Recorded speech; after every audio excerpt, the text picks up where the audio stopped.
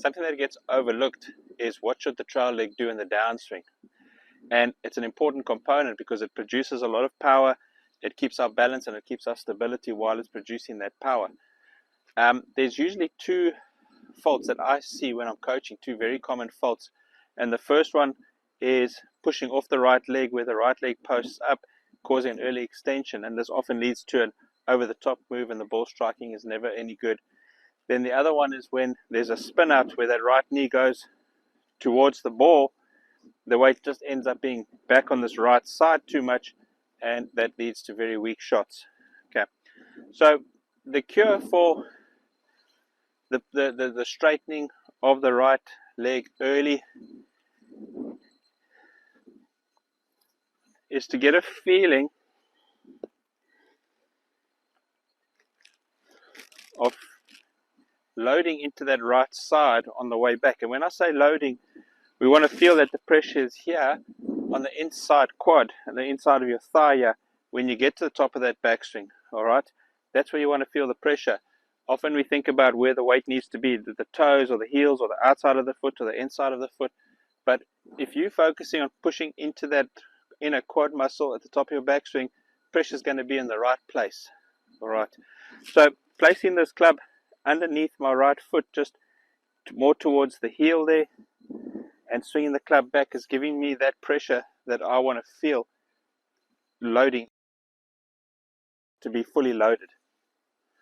All right, now the key here is in the downswing is to actually feel that even though there's weight shifting onto that left side, we still want to make sure that this foot is staying on the grip until after impact. Even if you watch a guy like Scotty Scheffler who has a slide with his right foot, that slide is only happening after impact. It's not happening before impact. So even though the weight's shifting, this foot is staying flat. So you want to feel the inside ankle of your right foot in the downswing is rolling down and forward. So it's almost a feeling that it's moving down to the ground. All right, that's what you want to feel. All right, if you're pushing off that right foot, that's not happening. So it's a feeling of pushing that pushing that ankle down to the ground, and then after impact you can allow that heel to come up, and from there get the knees to get the weight all the way across. Okay, then the other fault where that right knee shoots forward like this towards the ball. Okay, so this is how we want to fix the spin out where that right knee shoots towards the ball in the downswing. And what I've done is I've taken an alignment stick and I've put it in the ground, and you can see just a couple of inches away from my right knee.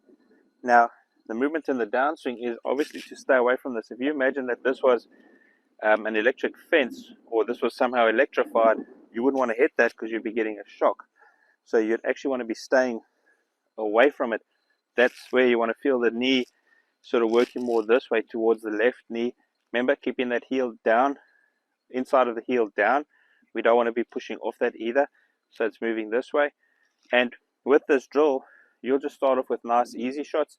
You wouldn't be going flat out straight away. You'd just be hitting these little kind of chip shots with whatever iron you have.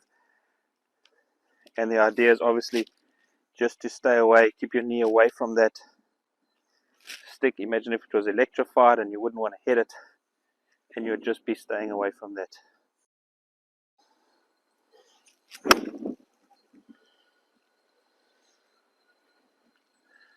I'm Owen, and I want you to start playing golf better than you imagined. Thanks for watching, and if you found this video as helpful, then be sure to subscribe so that you don't miss out on any of my future instruction and tips.